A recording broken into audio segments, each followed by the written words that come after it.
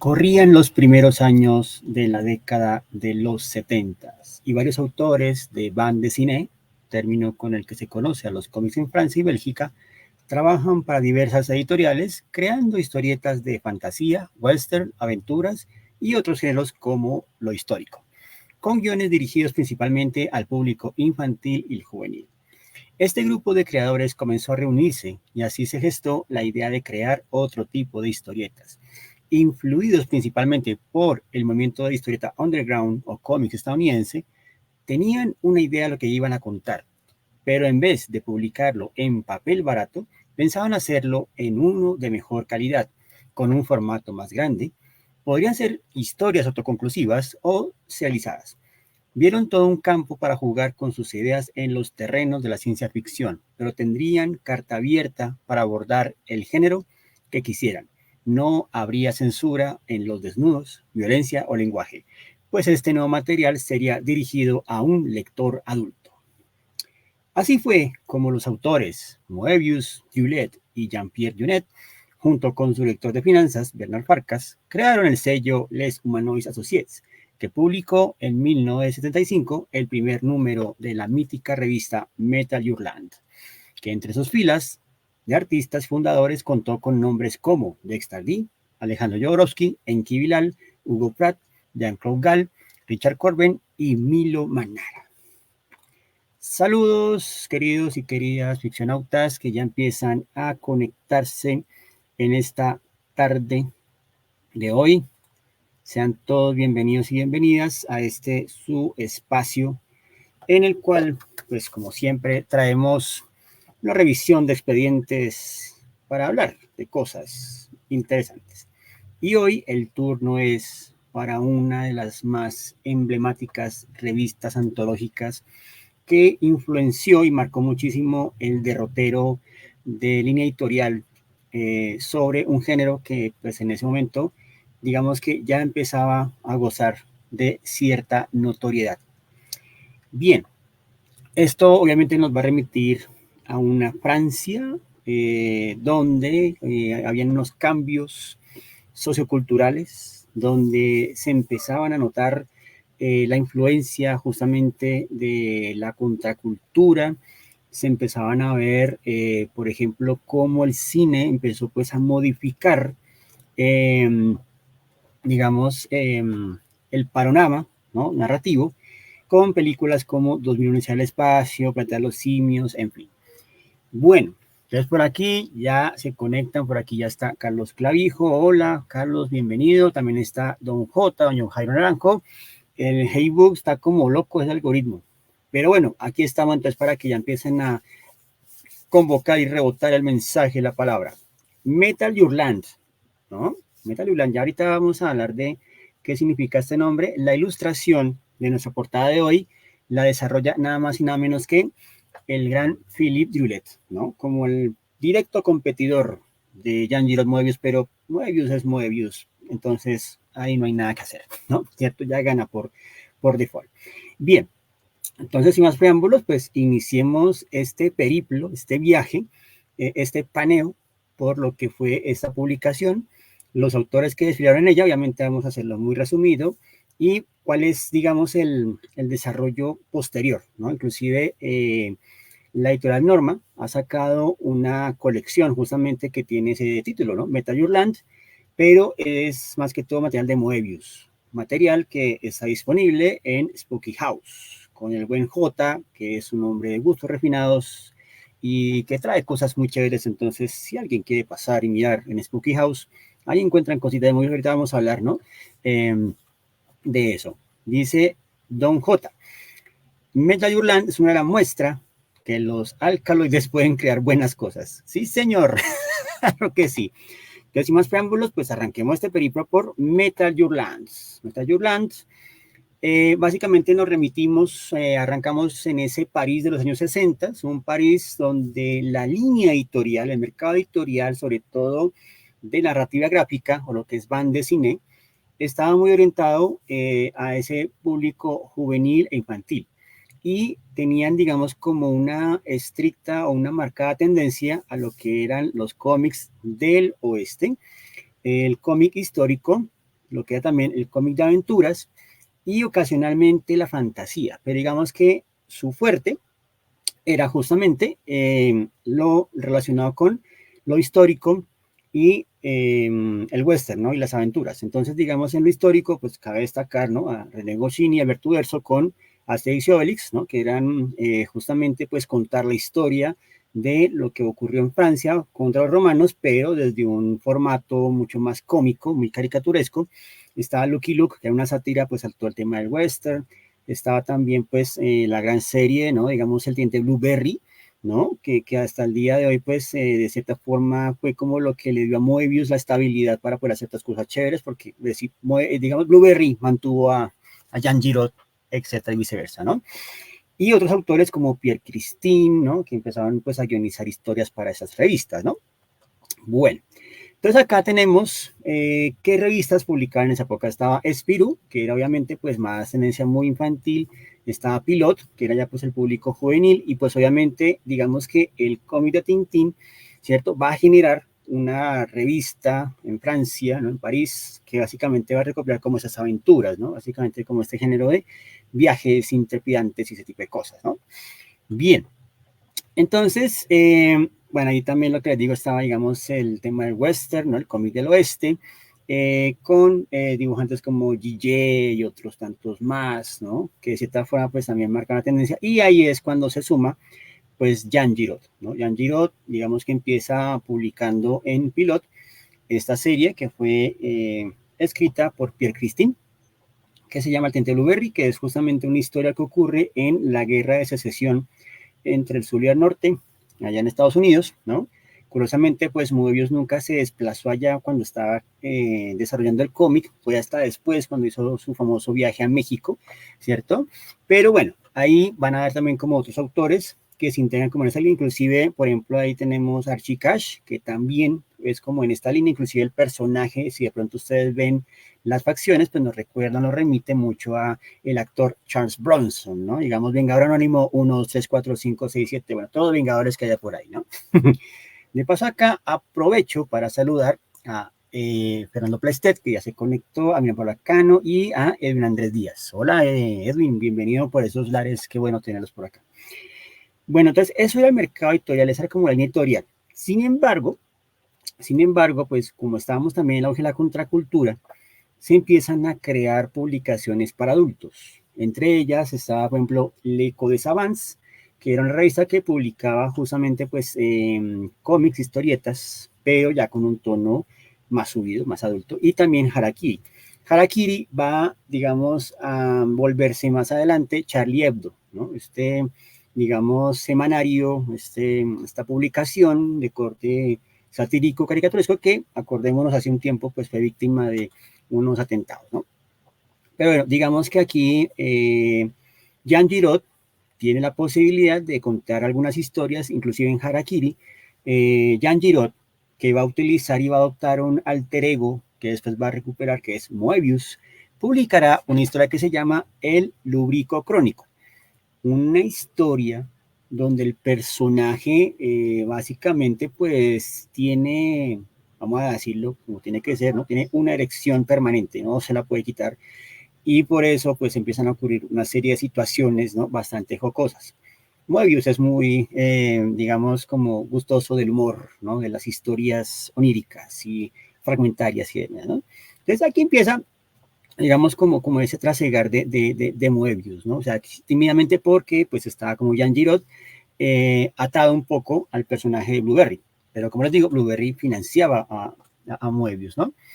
Claro, estamos en tiempos de el mayo del 68, la contracultura, movimientos como el situacionismo, todo este asunto de, digamos, cuestionar las políticas de Estado, las marchas, ¿no? Digamos que todo eso genera un cambio y en el mercado fílmico, ¿cierto? En la industria, digamos, cinematográfica, pues empezaron a aparecer, ¿cierto? Películas como La Semilla del Diablo, una adaptación del libro de Ira Levin, ¿no? Que nos habla, pues, de una chica que, pues, no se da cuenta, ella muy inocente, pero hace parte, ¿no? De todo un plan, de una especie de logia, una secta que intenta traer al hijo del bajísimo, ¿no? Y que ella va a ser, pues, como el portal También estaban obras como Romeo y Julieta, de Franco Zeffirelli, director que vamos a conocer con la famosa versión de Jesucristo que proyectan todas las Semanas Santas, sí o sí, ¿cierto? Y, por supuesto, pues el gran filme, ¿no? El gran filme de ciencia ficción que la llevó de la clase B a la clase A. 2001, Odisea del Espacio, obra desarrollada en conjunto entre Stanley Kubrick y Arthur C. Clarke, ¿no? Recordemos, ¿no? Recordemos que básicamente aquí hay un trabajo muy orgánico porque mientras escribía el guión, Arthur C. Clarke después con eso va a producir la novela, ¿no? Entonces fue como un trabajo que de cierta forma fue como conectado. Casi que podemos decir que es un primer trabajo transmedia, ¿no? Entonces hay película, hay novela, faltó fue el disco conceptual y demás, ¿no? Pero para eso tiene el soundtrack, ¿no? Entonces, pues esto nos hablaba que el monolito, nos hablaba del viaje, ¿no? Digamos, del viaje iniciático de este astronauta, de HAL 9000, de todas esas tecnologías.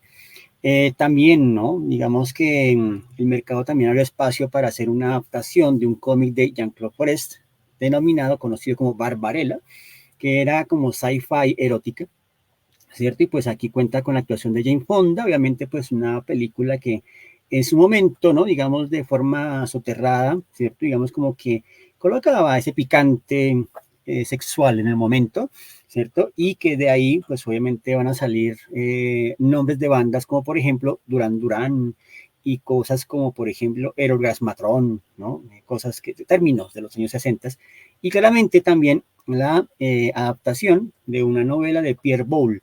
Pierre Boulle, digamos, es como de los autores nuevos franceses conocidos, ¿no? Porque de cierta forma la ciencia ficción, que en Francia se conoce más como literatura de anticipación, pues obviamente digamos que no era tan conocida, ¿no? Pero es con Pierre Boulle que se va a conocer, ¿no? Obviamente Pierre Boulle tiene otras obras más como corte histórico, El puente sobre el río White y otras novelas, pero El planeta de los simios, pues ya nos habla de distopía, ¿no? Y todo este rollo, ¿no? Bueno, Fernando Plestes nos dice, ¿no? Miguel Pablo nos dice Las millas de oro, claro que sí.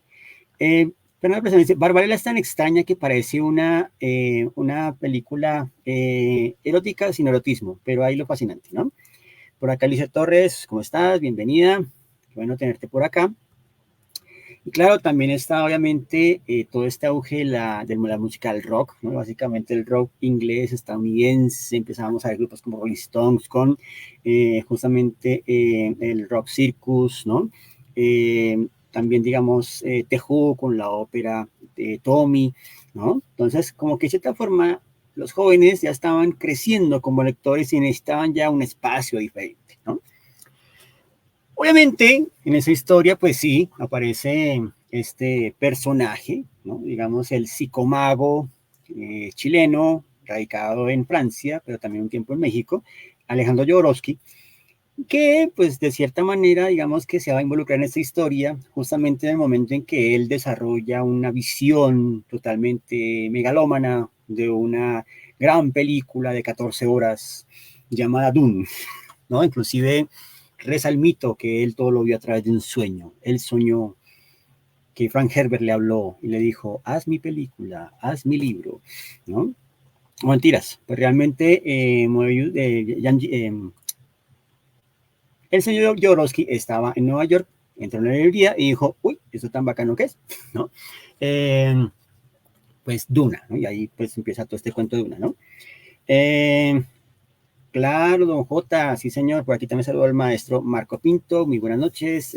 Fahrenheit 451 de Truffaut, ¿no? Esa es una de las películas memorables porque es, ¿no? Con los recursos, por así decirlo, limitados de la época, desarrolla una visión distópica, ¿no? Y es, digamos, como muy elegante, muy sofisticada esa versión, ¿no?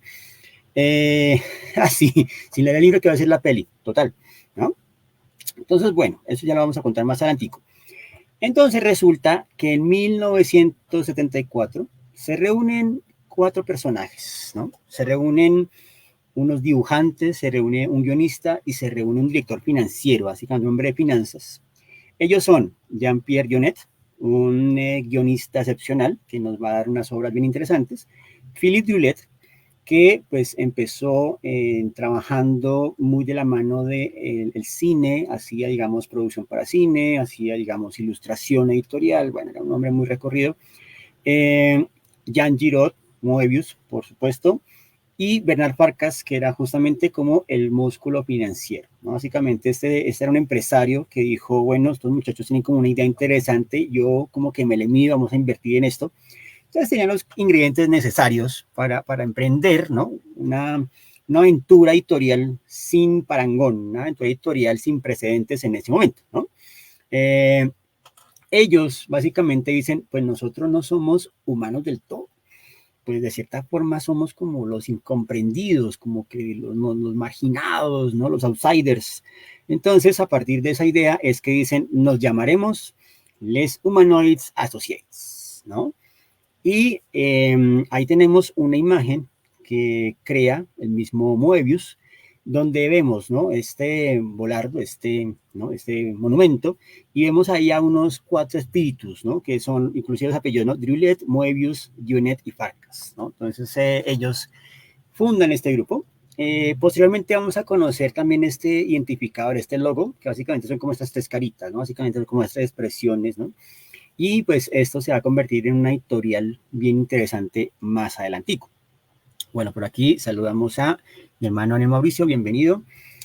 Y entonces ya tenemos los integrantes, ya tenemos las finanzas, entonces es momento de qué es lo que vamos a sacar.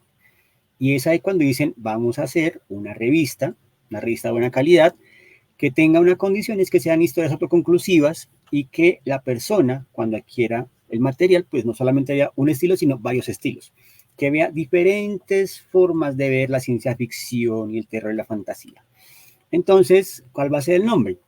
Y el nombre será Metal Your Land o Metal Aullante, ¿no? Esa es, digamos, como la definición del nombre.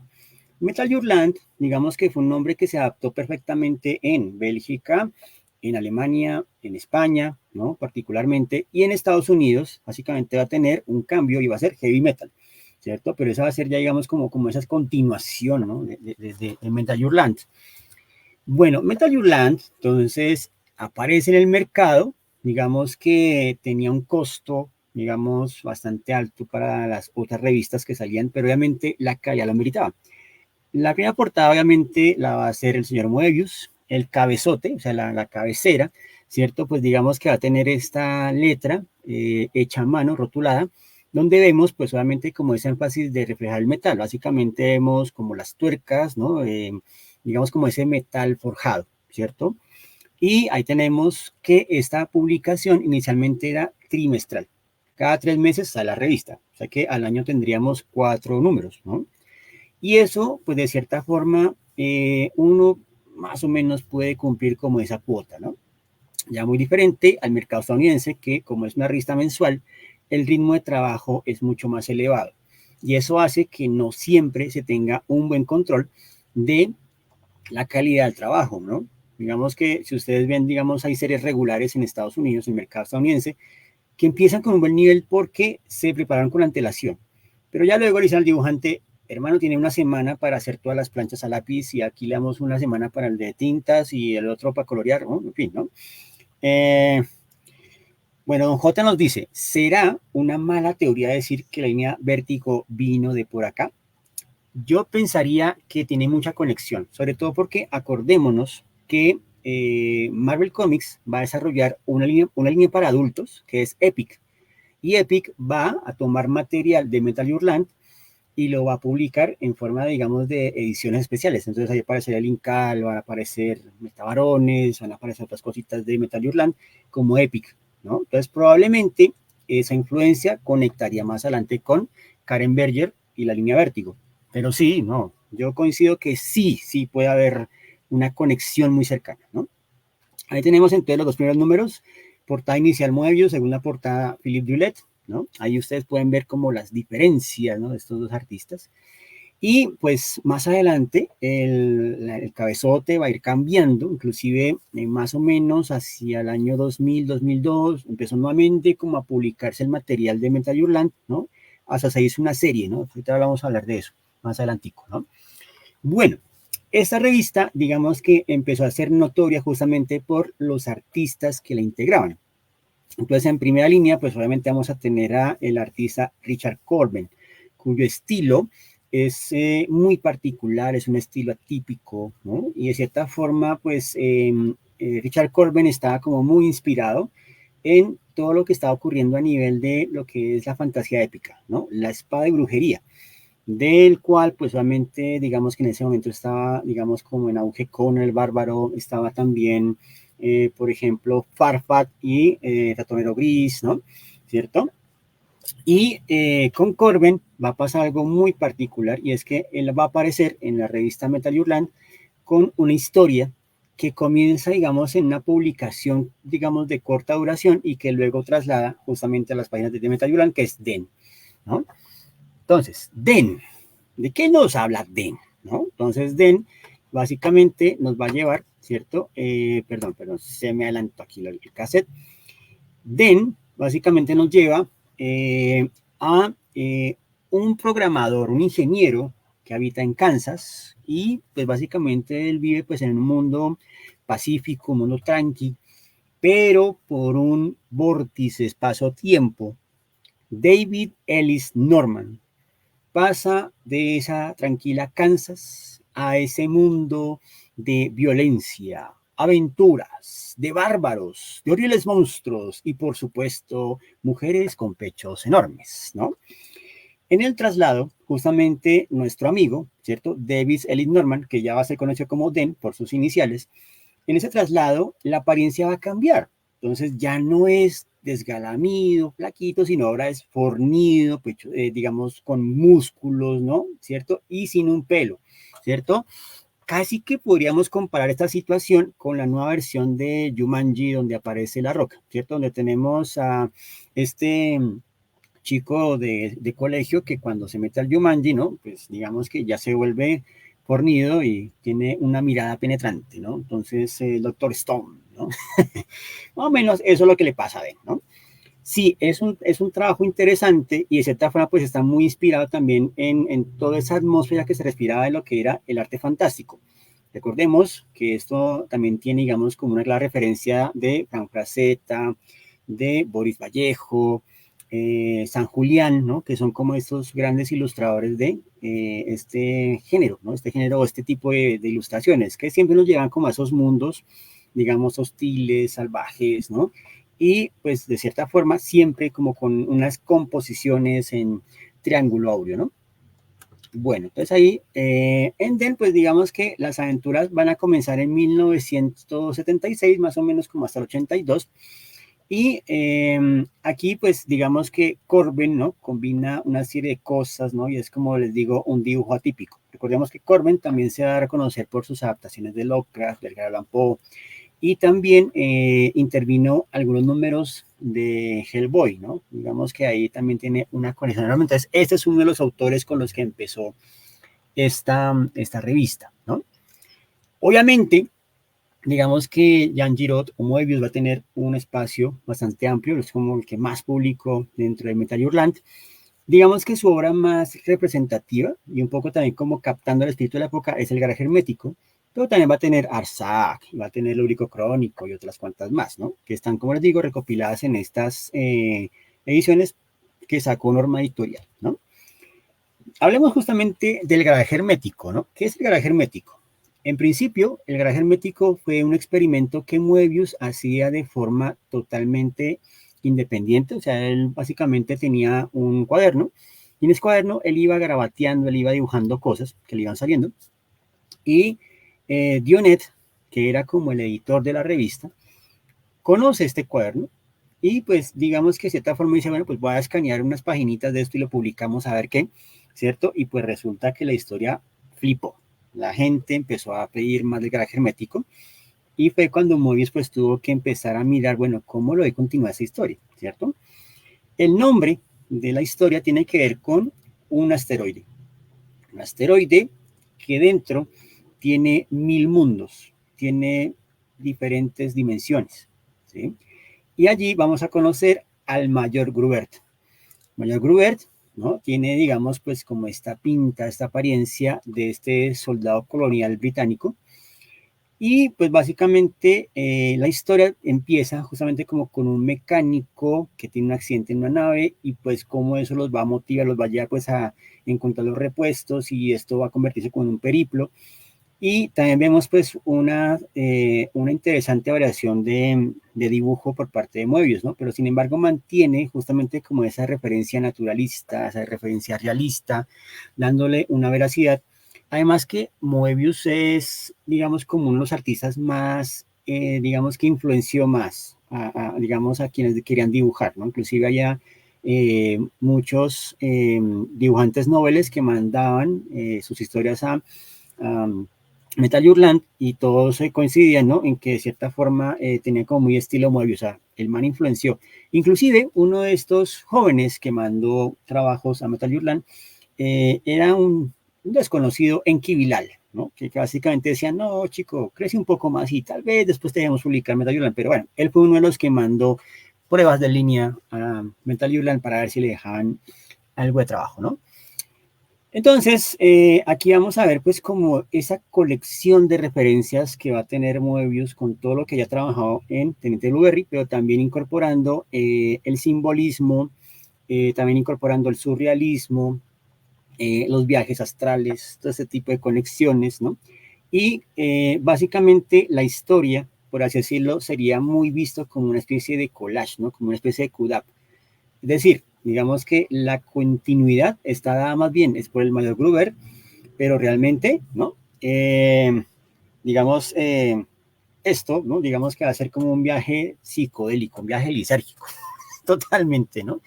Recordemos, ¿no? Brevemente que pues cuando Moebius viaja a México a visitar a la mamá, que se ha casado con un empresario mexicano, pues él decide pasarse un rato en el desierto y conoce el peyote. Y de ahí todo cambió, ¿cierto?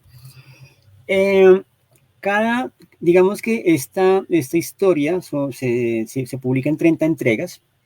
En cada entrega, digamos que son como de 8 páginas y como les digo, básicamente cada una de las historias empieza a jugar con estilos diferentes. Hay algunas que son más caricaturescas, otras más, pero sin abandonar esa técnica que caracterizó a Moebius, sobre todo en tinta, que es las tramas, ¿no? Esas tramas que nos dan un manejo impresionante de lo que es las gamas tonales de grises, ¿no? Lo que se conoce como las claves altas, claves bajas y claves medias, ¿no?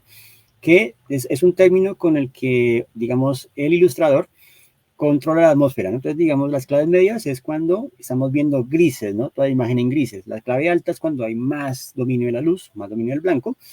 Y la clave baja es cuando ya hay mayor saturación. Y Moebius básicamente podía lograr eso, básicamente puede trasladar al lugar más oscuro como también al más claro, ¿no? Entonces eso va a ser también muy interesante y para los ilustradores o dibujantes que quieren aprender tramas, pues este es un trabajo súper recomendado, ¿no? Aquí, ¿no? Básicamente, digamos, en esta viñeta, esta macro viñeta donde vemos a este personaje sobre un caballo que llama al Mayor Gruber, así es como empieza el garaje hermético. Entonces, digamos, cuando uno empieza a leer, uno dice, pues esto parece como una ciudad en ruinas, pero luego te das cuenta de que esta ciudad en ruinas a través de una puerta te lleva a otro lugar y a otro lugar y a otro lugar. Y todo ese lugar básicamente es todo un asteroide, ¿no? Es cuando uno dice, no, esto es totalmente algo descabellado, algo totalmente salido de los cabellos, ¿no? Pues, ¿quién mejor que Moebius para llevarnos por este lado? Aquí vemos también, por ejemplo, ¿no? Ese dominio, digamos, de aquí, de la técnica, donde vemos, por ejemplo, esa mano tan realista, ¿no? A pesar de los pocos detalles, por así decirlo, pero me está dando la sensación de realidad, la fotografía con puntillismo, ¿no? O sea, impresionante. Y aquí es donde coincido con un comentario que alguna vez tenía Don J, y es que un buen dibujante se reconoce cuando sabe controlar las gamas de negro. O sea, si controla variaciones de negro y de grises, es un gran dibujante, ¿no? O sea, digamos que no requiere el color. El color ya es un añadido, pero si logra controlar las atmósferas, eso hace un buen dibujante. Y esto lo prueba el señor Moebius. Otra historia que va a aparecer publicada en Metal Hurlant va a ser Arzac, ¿no? Arzac, digamos que ya tiene eh, toda una vida muy diferente. Garaje hermético era surrealista, onírico, psicodélico. En Arzac simplemente vamos a tener un experimento donde Moebius simplemente quería que el lector contemplara el paisaje, viera las imágenes, entendiera el lenguaje corporal, viera los gestos, ¿no? Porque es una narración que no tiene palabras, básicamente es un cómic sin palabras, todo es dibujo. Entonces uno tenía que intuir, acorde pues a cada acción de las viñetas, de qué trata la historia. Tiene elementos de erotismo, pero simplemente es, digamos, el cuerpo desnudo, o sea, cuando, no sé, se quita el traje y se mete a agua a sacar un huevo, o de pronto se encuentra como una mujer exuberante y resulta que cuando la va a confrontar, ¿no? Le va a dar un beso, pues en la cara es como medio insectoide, ¿no? Entonces, cosas muy raras, ¿no? Cosas muy Moebius. Y Arzac, digamos que tiene un vestuario muy particular. Arzac, ¿no? Digamos que tiene como un sombrero que nos recuerda un poco como a esos caballeros medievales, pero también tiene como algunos otros elementos que nos recuerdan un poco como a los guerreros aztecas, ¿no? Entonces, digamos que lo que hizo aquí muy bien fue como conectar, ¿no? Ese estereotipo del caballero medieval con el estereotipo que él conoció del guerrero azteca, ¿no? Entonces, funde esas dos culturas. Ahí por lo menos vemos una reedición que se hizo en Estados Unidos por parte de los humanoids, donde vemos que está Zack como en un puesto de frontera, básicamente ahí sentado viendo el desierto.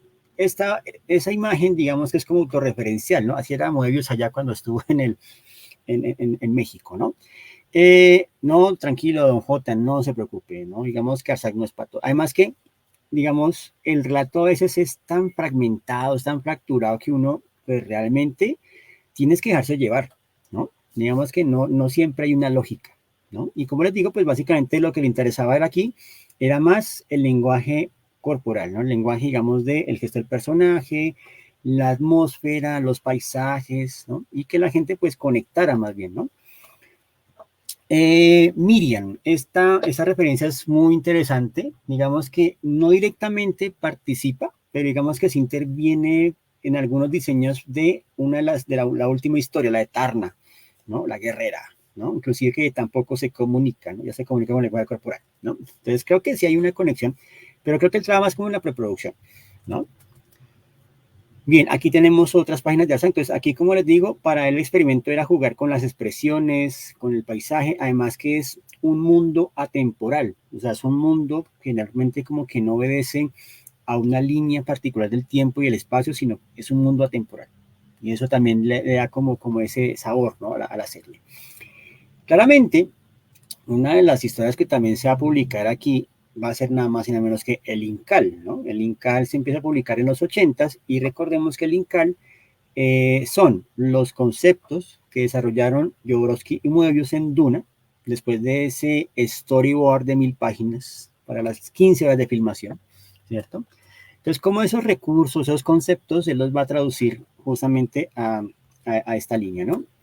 El Incal, ya habíamos hablado previamente de él en alguna charla anterior, una experiencia anterior, ¿cierto? Pero recordemos rápidamente que es la historia de John Default, un detective, ¿no? Que de cierta forma, pues, está como en aprietos, ¿no? Y empieza justamente la historia que cayendo, ¿no? Le está cayendo por una gran mega ciudad y eso nos va a conectar con el encuentro de un objeto que se presenta como el Incal y que hace que se separen sus cuatro cuerpos, ¿no? El de arriba, el de abajo, ¿cierto? El de adentro y el de afuera, los elementales, todo este rollo, ¿cierto? Y que conozca a personajes como el Metabarón y ese tipo de cosas, ¿no? Pero sí, se publica en la Metal Hurlant por entregas y luego sí ya se recopilar en los álbumes, ¿no? Que ya conocemos.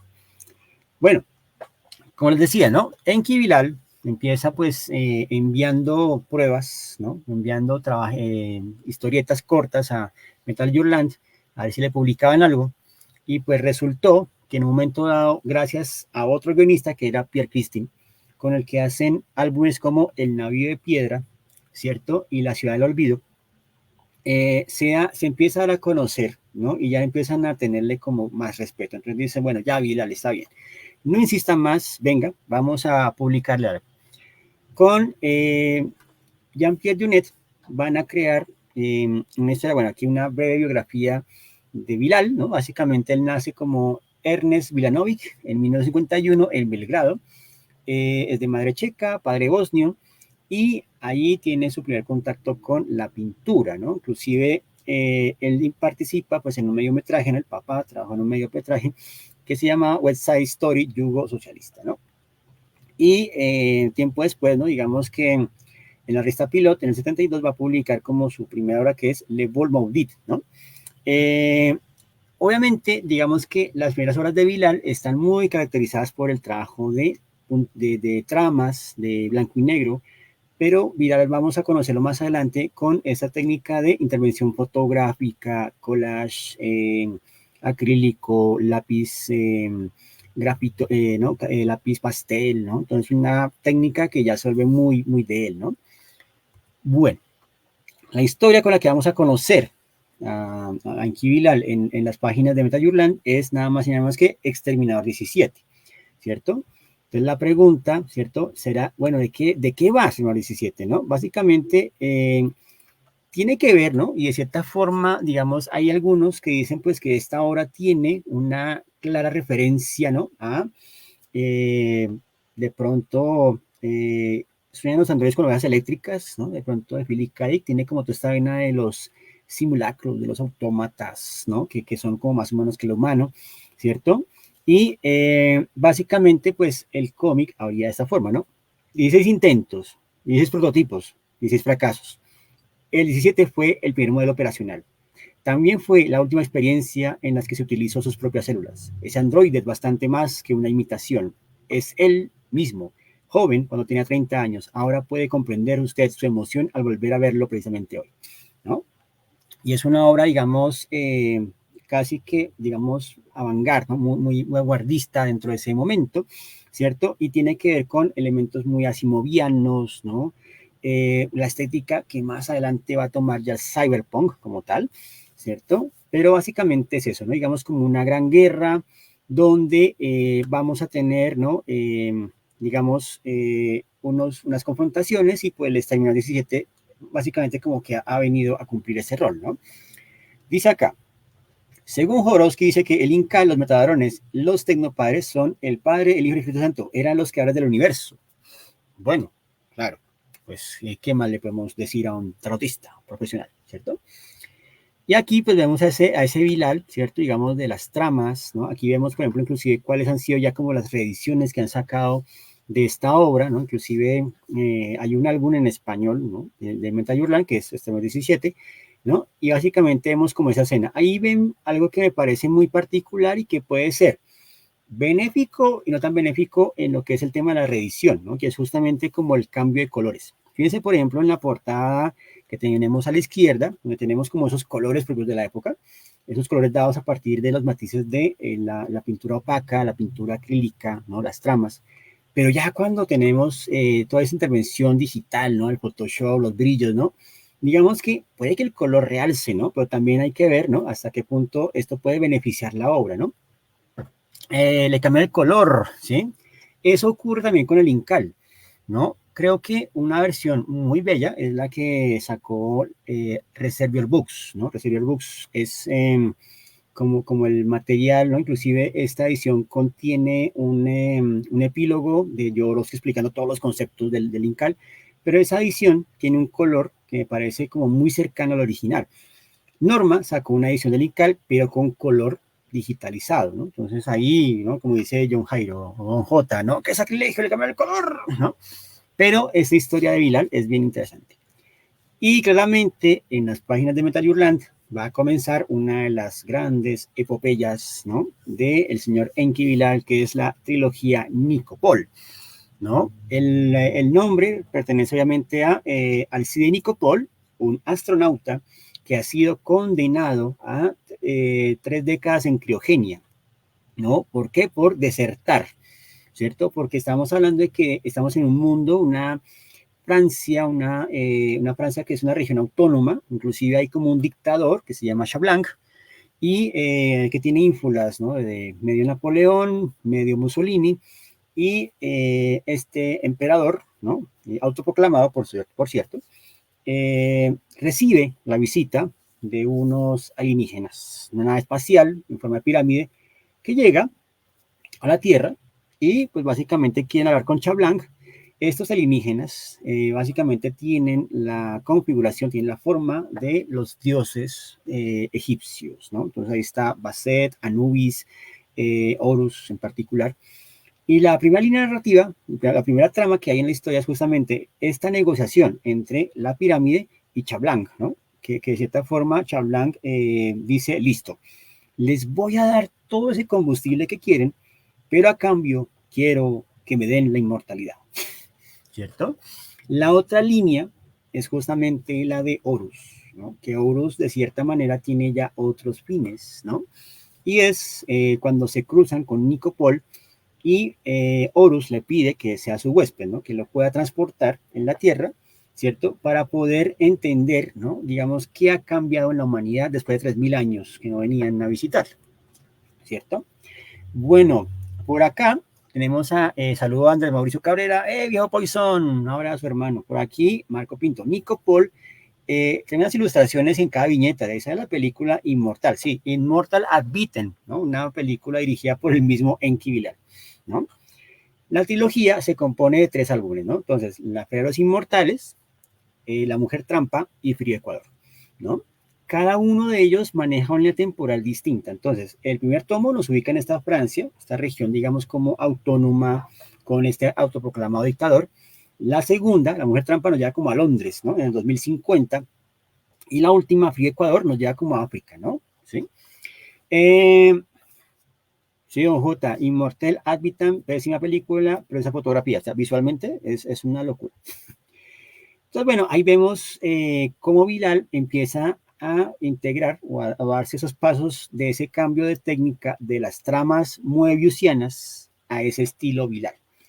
En esta obra, inclusive, hay una carga tremenda de conceptos políticos, de conceptos religiosos, y es que justamente estábamos entrando en todo este tema de los metarrelatos, ¿no? Esa crisis de metarrelatos que de cierta forma estaban ya como cambiando el paradigma, ¿no? Entonces, digamos, ya pues nadie cree en la política, nadie cree en la religión, nadie cree en eso. Entonces, aquí se ve, ¿no? Inclusive, para evitar cosas, ¿no? Es lo que hace es como fusionar, ¿no? Entonces, digamos, el imperio otomano húngaro y los soldados del Frente Rojo, ¿no? Es decir, utiliza otras referencias para aludir a lo que estaba pasando con la Guerra Fría, ¿no? Y Chablanc, ¿no? El emperador autoproclamado, siempre está acompañado de unos querubines que son alienígenas, ¿no? Ahí vemos algunas otras partes, ¿no? Entonces, esa integración del color con esas tramas, ¿no? Muy Moebius, ¿no? La Mujer Trampa, el segundo álbum que nos lleva pues con Jill Biscop, ¿no? Y curiosamente, Biscop, el término, es una palabra, digamos, que significa cine, ¿no? En yugoslavo, ¿no? Entonces, Jill Biscop, que es una reportera, ¿no? Y que tiene una máquina muy particular, ¿no? Una máquina que no es que de cierta forma transcriba, digamos, en sí algo coherente, sino transcribe los pensamientos de Jill, ¿no? Y ella viene como acompañada de un ser, ¿no? Un personaje que está así como muy Humphrey Bogart, ¿no? Muy detectivesco el asunto, ¿no? Y ahí se conocen con Nico Paul, con Horus, ¿no? Todo el cuento. Y pues Jill tiene, digamos, acá pues como una especie de karma, ¿no? Y es que pues todo hombre que esté cerca de ella muere, ¿no? Entonces, bueno, ahí va el asunto, ¿no?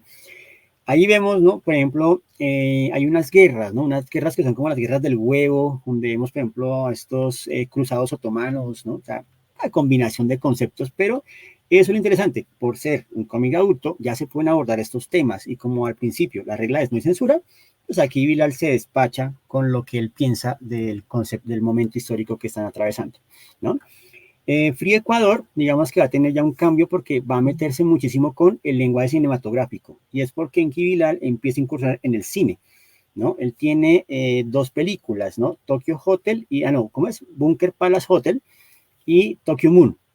2 películas que él desarrolla inicialmente, donde él hace la preproducción, hace la filmación, ¿no? Todo ese tipo de cosas, ¿no?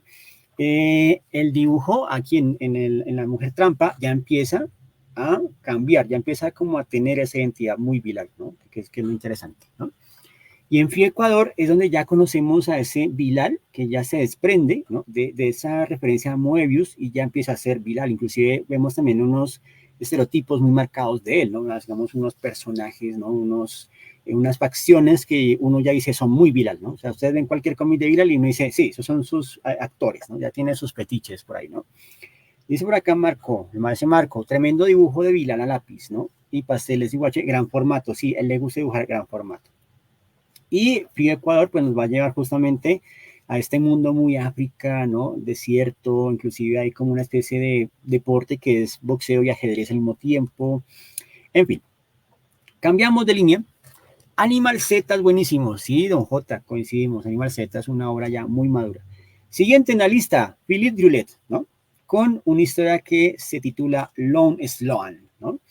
Drulet, ¿no? Y de pronto recomiendo que vean el documental de Moebius Redo, ¿no? Que está en YouTube. En ese documental aparece Drulet, ¿no? Inclusive creo que hay una anécdota bien interesante y es que cuando Jodorowsky estaba reclutando sus dibujantes para el proyecto, le dijo, bueno, usted verá, porque si usted no toma esto, pues está Drulet. Y que de ahí fue cuando me lo dijo, no, no, no, yo lo hago, todo bien, ¿no? O sea, como que Juliet tiene ahí su fama, ¿no? Tiene un estudio grandísimo, trabaja en gran formato, ¿no? Este señor. Y Drulet va a tener algo muy particular. Digamos que no se le facilita mucho, digamos, el tema de la figura humana. Y va a compensar esas carencias con escenarios bien detallados, con muchas texturas, como con muchos diseños de página, ¿no? Entonces, todo este tipo de pirotecnia gráfica va a crear, ¿no? Como una distracción para que no nos centremos mucho en lo que va pasando en la página, ¿no? Entonces, la pregunta del millón, ¿no? Bueno, ¿de qué trata Lone Swan, ¿no? Primero, vamos a ambientarnos en una época 800 años después. Hay un acontecimiento que se llama el Gran Miedo, ¿no? Y básicamente el Gran Miedo, pues ha creado una serie, digamos, como de submundos, ¿no? Y en uno de ellos está este personaje que fue atrapado por un ser que se llama, una entidad que se llama el que busca. Y obviamente pues le destruye su nave espacial y luego lo arroja a una dimensión diferente donde hay una especie de dictador autoproclamado, ¿cierto? Y básicamente él se va a convertir como en un forajido, ¿sí? Un forajido que de cierta forma, digamos, es buscado y perseguido por las fuerzas del emperador, que nunca lo nombran, no que es el emperador, o sea, como una especie de gran hermano, y él tendrá, ¿cierto?, que de cierta forma sortear o escapar de este emperador, pero al mismo tiempo también empezar, ¿cierto?, como utilizar, o digamos, ser también como la fuerza contra, ¿no? Básicamente como empezar a desarrollar la oposición, ¿no? La revolución en ese universo, ¿no? En este mundo, pues obviamente hay un conflicto intergaláctico, inclusive esto tiene marcadas referencias con lo que va a ser estilo la cofradía, ¿no? Digamos, lo que pasa también en Star Wars con la Confederación Galáctica, ¿no? Todo ese tipo de cosas, ¿cierto? Y va a incorporar cosas, por ejemplo, muy de Silver Surfer, ¿no? De Galactus, también algo de Ulises, ¿no? La mitología griega. Y pues de cierta forma, digamos, podemos decir que Drulet tiene una, digamos, como, podemos decir, no es que sea el Jack Kirby en francés, pero sí tiene cosas, ¿no? Sobre todo Jack Kirby cuando desarrolla los diseños del cuarto mundo, ¿no? Entonces de eso va Lone Swan, ¿no? Básicamente es este forajido que escapa de ese mundo y digamos que a consecuencia de este ente que lo atrapó y de su escape, pues le quedan los ojos rojos, ¿no? Entonces él todo el tiempo va con los ojos rojos, no tienen pupilas, ¿no? Entonces ese va a ser, digamos, como su estigma, ¿no? Por así decirlo. Y bueno, en Knowledge Run, como les digo, cuando usa la figura humana, pues como que, ay, atraen casi muchas, ¿no? John Jairo, dice John Jairo, este cómic siempre lo vi como la base artística de Logan Strong, totalmente, ¿no? Sí, sí, sí, tiene mucho sentido. Aquí en estas páginas pueden notar, por ejemplo, justamente esos juegos de viñetas. Digamos que Juliet es como el gran mago de la página dinámica, ¿no? Digamos que para ese entonces habían dos tipos de composición. El esquema, digamos, equilibrado, que es el esquema habitual, ¿cierto? Digamos, de viñetas totalmente rectangulares, totalmente cuadradas, y el esquema dinámico, que ya incorporaba, digamos, ejes diagonales, formas orgánicas, formas curvas. Entonces aquí, ¿no? Digamos, Juliet va a ser un gran mago de la página dinámica, ¿sí? Y bueno, obviamente también, digamos, como una marcada tendencia a los colores de la época, y esta va a ser unas primeras series. Ahora, digamos que Juliet también va a tener, ¿no? Como unos acercamientos a Cthulhu, ¿no? De Lovecraft, y a tener otras aproximaciones, ¿no? Otro gran artista que interviene dentro de la línea, digamos, de Metal Hurlant va a ser nada más y nada menos que Juan Jiménez, ¿no? Juan Jiménez, argentino, dibujante argentino, que, digamos, tenía todo el talante, ¿no? Para llevar a cabo esta visión de Jodorowsky, ¿no? Si Moebius llevó el Incal, que era un componente, en ese componente había una ficha que suscitó el interés de los lectores, ¿no? ¿Quién es el metabarón? ¿Quién será ese personaje, no? Y es cuando Jodorowsky contacta a Juan Jiménez, que a un comienzo no es que estuviera tan de acuerdo, estaba un poco reacio, pero luego ya como que acepta y dice, bueno, está bien, ¿no? Y ahí vemos a Jodorowsky en una reunión allá en los cuarteles de los humanoides en Estados Unidos 2018, ¿no? Y pues ahí vemos lo poquito que hace este señor, ¿no? Con los humanoides, ¿no? El Inca, los metabarones, también está, digamos, Megalex, ¿no? Otras cositas por ahí, ¿no? Bueno, aquí, uy, Boris Guaita, Boris del futuro. Veo una similitud con el Eternauta. Puede que esté mal, pero me recordó a ese cómic. Saludos. Muy bien, muy bien. Actualiza 100%, totalmente, ¿no? Bueno, Juan Jiménez, ¿no? Digamos que se embarca en esta empresa. Si mal no estoy, son 6 tomos y cada tomo tiene que ver con un linaje familiar, ¿no? Básicamente empieza con tatarabuelo, tatarabuela, abuela, abuela, padre, madre, ¿cierto? Y obviamente pues todo empieza con Otón, que es el último metabarón, ¿no? Y justamente su característica es este implante en el oído derecho, ¿cierto? Que es justamente parte del ritual del metabarón, ¿no? El metabarón, digamos que tiene los conceptos que él había sacado para Duna, porque originalmente, digamos que en el mundo que creó Jodorowsky, digamos que Paul Atreides llegaba a este mundo gracias a una gota de sangre, ¿sí? Porque el papá era eunuco, ¿no? Entonces, la historia se desarrolla justamente ya como en el búnker del metabarón, que recibe, ¿no? Como la visita de una presencia, ¿no? Energética que le trae un hijo, ¿no? Y entre tanto, hay un par de robots, ¿no? Esos dos robots son los que empiezan a contar la fábula, ¿no? Básicamente es como el cotorreo de estos robots mientras van haciendo la labor de limpieza en el búnker, ¿no?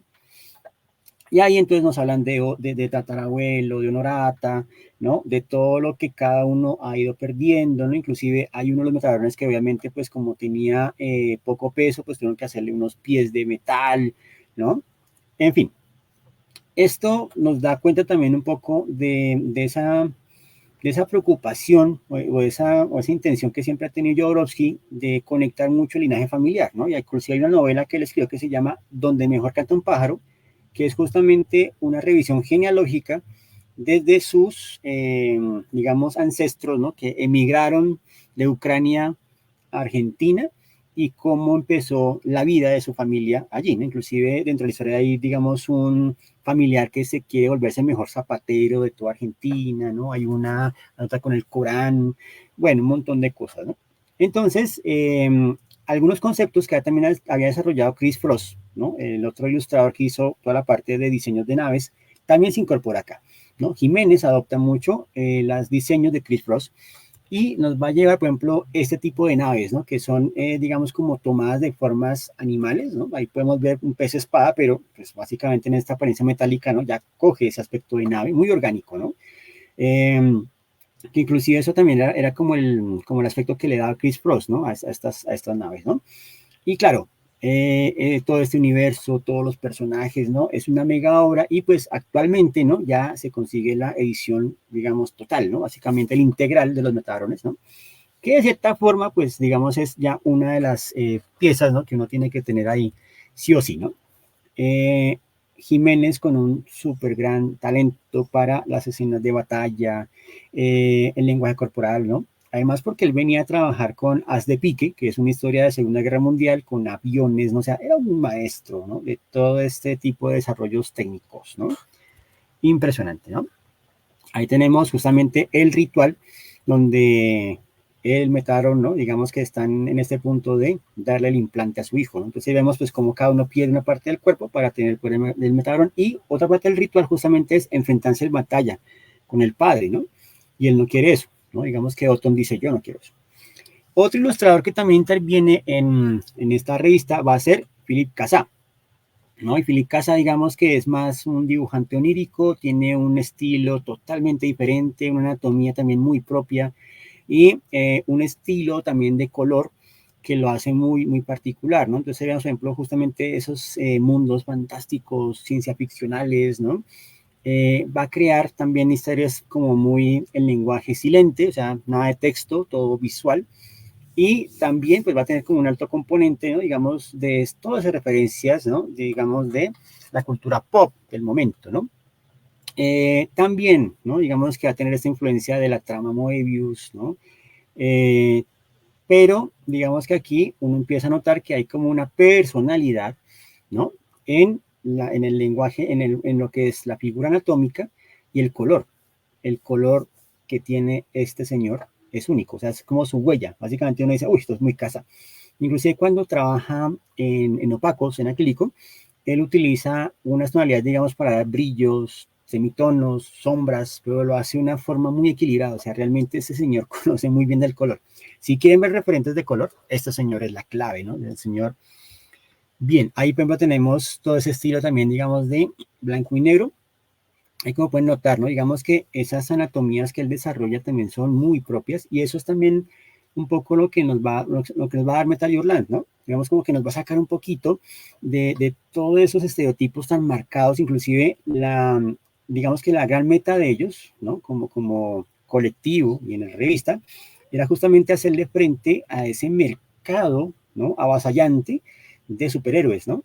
Que de cierta forma, pues no pegan tanto, ¿no? Básicamente decían los franceses, no queremos superhéroes, queremos esas historias donde la gente pueda entender, ¿no? Otros conceptos diferentes, no que alguien le salve la vida, ¿no? En fin, ¿cierto? Y bueno, ahí vamos viendo justamente pues esos desarrollos, ¿no? Y bueno, la revista, como les decía, pues va a tener, ¿no? Marco Pinto dice, Casa, esta revista representó para mí la génesis de mi estilo, todos los maestros estaban ahí. Claro que sí, ¿no? Digamos que, pues cuando estaba la francesa, libra francesa, pues uno tenía acceso, no solamente a Metal Hurlant, sino también estaba pues la Heavy Metal, ¿no? Estaba Zona 84, estaba CMOC, estaba también Totem, ¿no? Que eran, digamos, como las revistas donde uno conocía muchos estilos, ¿no? Y digamos que a mí siempre me ha encantado tener esas antologías porque es eso, en una sola revista puedes tener muchos estilos, formas de ver, ¿no? Las historias y uno dice como, Dios mío, ¿no? Que eso fue lo que representó más adelante Acme aquí en Colombia, ¿no? Acme, digamos que va a tener esas semillas, ¿no? Plantadas desde el víbora también, claro, que era más para adultos, ¿no? Entonces Metal Hurlant va a tener un ciclo que, digamos, ¿no? Influencia a toda Europa, influencia a España, ¿no? Y pues en España va a saltar al otro lado del charco con heavy metal, ¿no? Que heavy metal inclusive le podemos dedicar todo un capítulo, ¿no? Porque de la forma, pues ahí ya vamos a ver pues todo un trabajo editorial, ¿no? De traer figuras europeas, pero también estadounidenses, de incorporar, digamos, también a los británicos, ¿no? De tener historias como Slane y otras cosas más, de dibujantes como Simon Bisley, ¿no? En fin, pero el caso es que, como decía, ¿no? En 2002 más o menos se volvió otra vez como a sacar la revista y de cierta forma, digamos como que tuvo un par de números, inclusive contó con ilustradores como Travis Chares, ¿no? Que es un ilustrador súper realista, ¿no? Inclusive intentó hacer una historia de Metabarón, pero como es tan lento con el trabajo, pues no le dejaron el trabajo, ¿no? Le dejaron la chamba porque se demoraba mucho haciendo las planchas. Entonces, lo siento, Travis Chares, ¿no? Muy talentoso, pero te demoraba mucho, lo siento, ¿no? Y bueno, la revista pues también va a contar como con un formato televisivo que se conoció como las crónicas metálicas, ¿no? De Metal Chronicles, Metal Hurlant Chronicles, ¿no? Una serie que, si no estoy mal, creo que estaba para el Sci-Fi Channel o algo por el estilo, y pues más o menos como que recogía fragmentos, ¿no? De esa historia, básicamente un poco lo que diría la heavy metal, ¿no? Y como les contaba al comienzo, pues Norma Editorial ha recuperado el material de Moebius, entonces pues si quieren hacerse, digamos, a una linda colección y tener como todo ese material de Moebius, ¿no? Esta colección es importante, ¿no? Entonces, Metal Hurlant, ¿no? Sobre todo Crónicas Metálicas, ¿no? Es una maravilla, ¿no? Este álbum de caos, ¿no? Inclusive, pues, agradecemos a Don J que me ha facilitado este material, ¿no? Al que alguna vez tuve acceso por fotocopias, ¿no? Pero ya cuando uno lo tiene, ¿no? En libritos, una cosa maravillosa, ¿no? En fin, bueno, pues con esto terminamos este paneo muy breve, ¿no? De lo que fue Metal Hurlant, de lo que fueron esos autores, ¿no? De lo que influenció el paradigma del cómic. Y pues justamente, ¿no? Digamos, pues para continuar como en esta línea, pues queremos hablar, ¿no? De un dibujante que me ha dejado bastante impresionado, ¿no? Que es nada más y nada más que David Rubin, ¿no? Un ilustrador impresionante. Vamos a hablar mucho de sus obras, de sus cómics, ¿no? De su línea gráfica y de los trabajos que de cierta forma cada vez son más impresionantes, ¿no? Un hombre que viene de la animación, pero que ha logrado encajar muy bien en el mundo del cómic y ha tenido tanto éxito en su país, en España, como también en otros países, en Estados Unidos, sobre todo con Image Comics y otras historias, ¿no? Entonces, bueno, con esto, básicamente, eso sí lo hacemos rapidito, vamos a irnos la otra semana, el 6 de marzo, vamos a tener entonces charla con David Rubin. Entonces, para que estén pendientes, ¿no? Muchísimas gracias por su compañía, muchas gracias a Lácides, a Don J, a Carlos Casa, a Miriam Paola, al maestro Marco Pinto, a Carlos Clavijo, también a quienes más participan, perdón, aquí vamos viendo por acá los comentarios, a Edwin Andrés, ¿no? Espero que te haya parecido chévere el espacio, a Boris del Futuro, qué bueno que estés por acá, a Don Poison, gracias por la compañía, ¿no? A Don Biblioteco Pestret, a mi hermanito Mauricio, ¿no? Muchas gracias, a Lizeth también, le agradezco, ¿no? Por haber estado acá. Y pues ya saben, ¿no? Que prontamente pues esto va a estar subido en YouTube para que estén pendientes. Por lo pronto, entonces, feliz resto de miércoles, feliz resto de noche, muchísimas gracias por su compañía y nos vemos la próxima semana para seguir realizando más expedientes. Larga de prosperidad. Chao.